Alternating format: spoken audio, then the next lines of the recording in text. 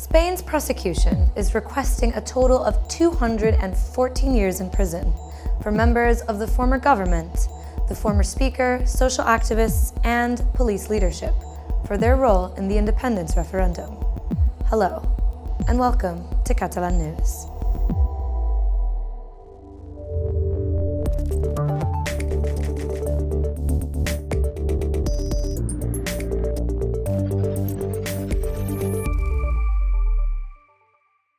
Shock and outrage among pro-independence groups in Catalonia after the Spanish Attorney General confirmed today rebellion charges against the leaders of the independence movement. We'll tell you more about the details of this case, and we'll also visit a colorful event in Barcelona, the Manga Fair.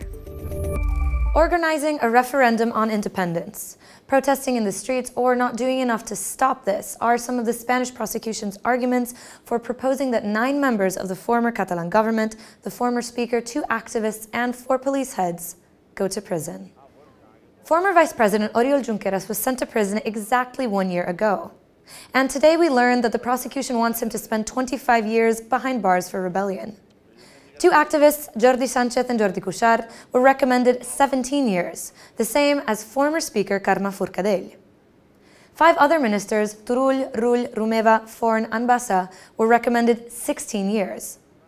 3 others currently on bail, Mundo, Burras, and Vila, are accused of rebellion, and the prosecution is asking they spend 7 years in jail. And in a separate case, but also regarding the referendum day events, prosecutors are asking for 11 years for rebellion for 3 police heads and 4 for sedition for another.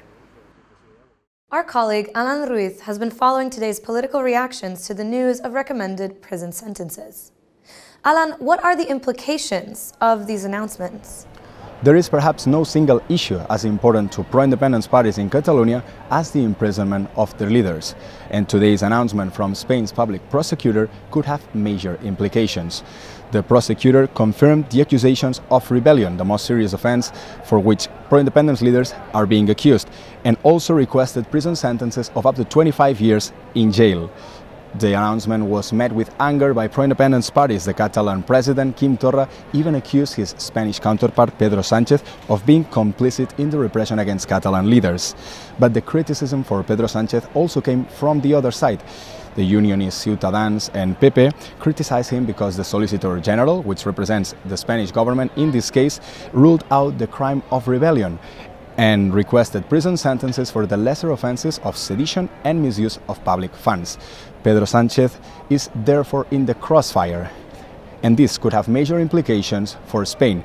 With the budget depending on the votes of pro-independence parties, it is yet to be seen whether they will be satisfied with the lesser offenses presented by the Solicitor General, especially considering that the prosecutor has confirmed these rebellion accusations. We'll give you now more details on this case. 25 years for Oriol Junqueras and between 7 and 17 more for some other 10 pro-independence leaders. These are the terms that the Spanish public prosecutor wants them to be in jail for organising a referendum last year and declaring independence, or, as the prosecutor has argued, for crimes involving a widespread uprising with the potential for force, aggression and violence, resulting in rebellion and the misuse of public funds. The accusation sparked outrage in the pro-independence camp, but also in the party non-aligned in the national issue, headed by Barcelona's mayor. Europe risks losing credibility as a space that protects civil and political rights and freedoms. Europe cannot allow itself to become a silent accomplice to this abuse. Expressem la nostra preocupació per la criminalització dels adversaris polítics i la degradació democràtica que representen els escrits d'acusació que avui hem conegut. Organitzar un referèndum no és delicte. Posar les urnes mai pot ser un delicte en democràcia. És per això que considerem que la Fiscalia de l'Estat espanyol no actua amb un anhel de justícia, sinó de venjança. Roger Torrent made a joint statement alongside the Catalan president, Quim Torra. Spain's Solicitor General, representing the Spanish government, accused the leaders of sedition instead of rebellion and requested 12 years for Junqueras and 116 in all for the political leaders, 60 less than the prosecutor. Yet this was far from enough for Torra. El president Sánchez ha decidit no actuar, que és el mateix que ser còmplice de la repressió. I no, que l'advocacia de l'Estat acusi de sedició en comptes de rebel·lió no és un gest, és un menyspreu absolut als demòcrates empresonats. The Spanish president needs the pro-independence parties to pass the 2019 budget and was expected to make a gesture through the Solicitor General in order to get that support. But while parties in favour of a Catalan state did not think it went far enough, the hardline unionist parties reacted quite differently.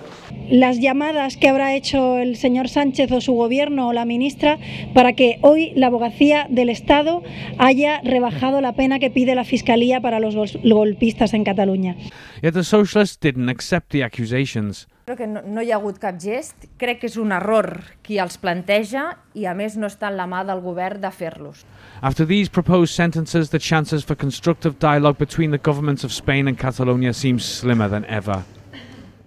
But it's not only politicians and activists who are getting recommended jail time. The Catalan police leadership from the time of the independence vote is facing severe accusations. Josep Lluís Trapero, head of the Catalan police, the Mossos d'Esquadra, and known for his handling of the 2017 Barcelona terrorist attacks, has been recommended to serve 11 years in prison for rebellion, for not acting enough to stop the vote from happening, and, according to the prosecution, working at the service of the pro-independence cause. The same is being requested for two high officials from the Home Affairs Department, César Puig and Pere Soler. A police deputy, Teresa Laplana, is accused of sedition and was recommended to serve 4 years in jail. The news today prompted an outcry amongst pro-independence supporters and left-wing parties, while many demonstrated in front of the prisons where politicians and activists are currently jailed.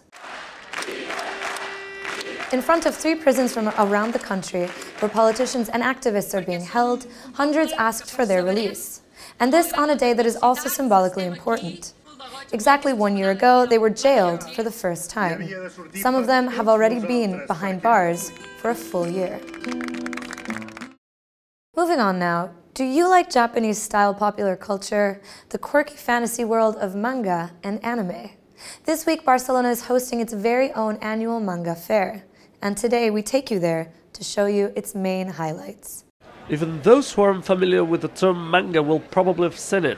Think large eyes, light features, comically pronounced muscles or curves. In short, Japanese comics. But there's much more to this art form than meets the eye.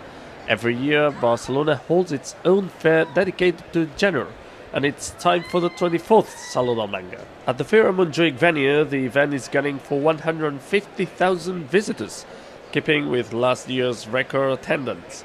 It's organized by Ficomic, and it runs until Sunday with more exhibitors than ever, over 200.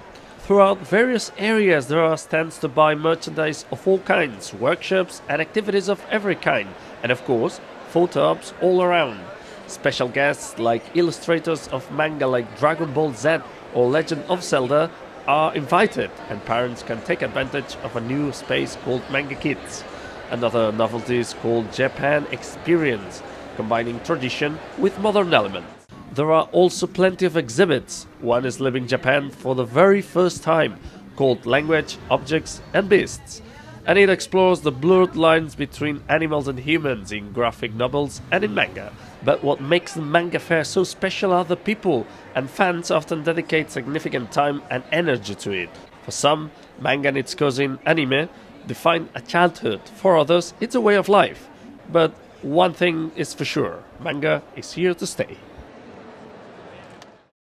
La Rambla in Barcelona is probably the most famous avenue in the Catalan capital.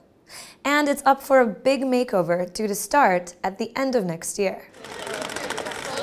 The Council of Barcelona will invest 35.6 million euros to reshape La Ramblas, widening the sidewalks for people to enjoy better strolls and also expanding the central space of the avenue, while reducing that of cars. The planning also includes the creation of a few squares near iconic buildings of this famous streets. And with this, we've finished today's show.